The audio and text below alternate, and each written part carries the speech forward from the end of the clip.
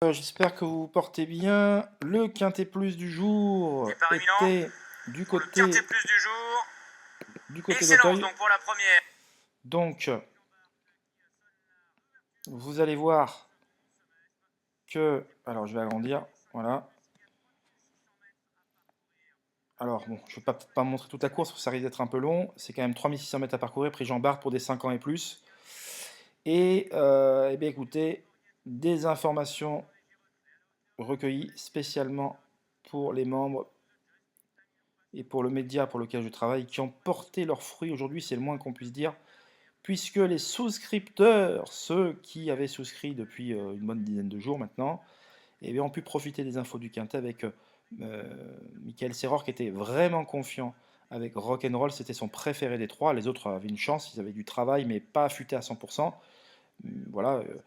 Et donc, ces mêmes souscripteurs ont pu écouter l'interview d'Amanda Zetterholm au sujet des deux partants de l'écurie, c'est-à-dire le 6 Gurzuf et le 3 Ninslock. Eh bien, voilà, ce savant mélange a pu me permettre d'indiquer eh bien, tout simplement le quintet dans l'ordre qui a rapporté près de 30 000 euros. Donc, alors attention, c'est extrêmement rare, hein, voilà, euh, donc pour être souligné, mais donc voilà, c'était d'ailleurs, on pouvait retrouver cette arrivée et ce pronostic dans le journal spécialisé, donc une pub qui va être faite, qui va faire couler beaucoup d'encre, qui va faire jazzer, parler dans les chaumières, comme on dit.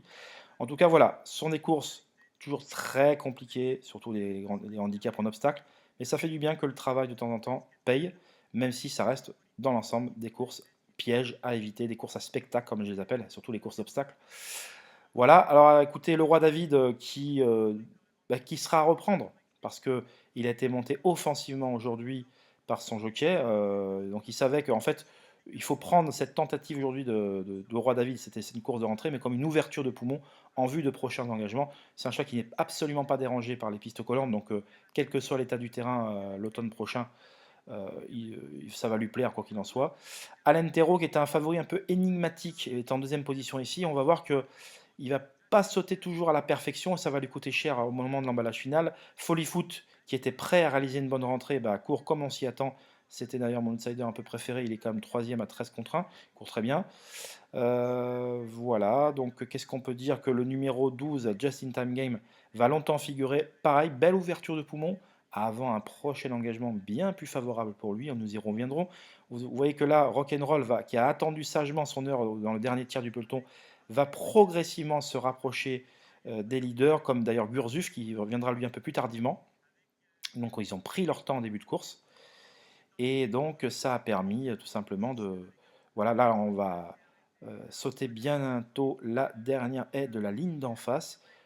Côté corde, One Story, on se rapproche avec quelques ressources pour l'instant. Groomboy est largué à l'arrière. Chichi de la Vega largué. Lou Fast a été arrêté, il avait pas ses œillères.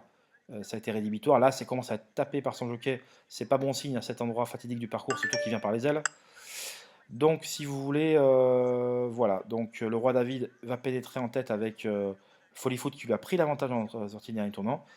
Et, eh bien, vous allez voir que Follyfoot va longtemps faire illusion pour le succès, hein, ce qui est le cas. Gurzu va se rapprocher avec d'évidentes ressources. Et Rock'n'Roll ici, qui va venir. Rock'n'Roll. Alors, attendez, hop. Bon, écoutez, je sais pas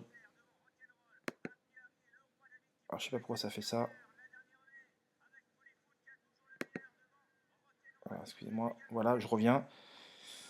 Et donc, Follyfoot va longtemps faire illusion pour la victoire, mais Rock'n'Roll ne l'entend pas de cette oreille, va prendre un avantage décisif à 100 mètres du poteau. Gurzuf peut que le repousser dans ses retranchements. Le 3 Nindlock, l'autre atout de Avanda Zetterholm, va venir vraiment tracer une fin de course assez séduisante pour arracher la quatrième place aux dépens donc du numéro 15 Happy Harry, dont cette course de rentrée va faire le plus grand bien, au même titre que le roi David d'ailleurs. Donc Michael Serror qui a répondu 100% présent dans ce quintet. Et voilà, voilà, rien à dire. Donc je suis bien content que le travail paye de temps en temps. Voilà, mes chers amis, pour ce quintet. Donc, si vous voulez souscrire, vous pouvez toujours, bien évidemment. Donc, c'est sur 30 jours glissants hein, pour les abonnements. C'est pas parce que vous arrivez à un 10 du mois que ça va aller jusqu'à la fin, donc c'est du 10 au 10. Donc là, on commence à être de plus en plus structuré, donc c'est beaucoup mieux. Ça sera encore mieux d'ici une semaine. Mais voilà, c'est arrivé qui a permis de rapporter un beau 29 000 euros dans l'ordre, quasiment 30 000, hors bonus, comme vous pouvez le voir sur ces images. Donc une arrivée 8, 6, 7, 3 et 15. Voilà, on se retrouve pour un nouveau débrief ce mercredi au trot, cette fois-ci dans la 9e étape du Grand National du Trot, disputée du côté du Mans. Je vous embrasse tous et passez une excellente soirée. Bye bye.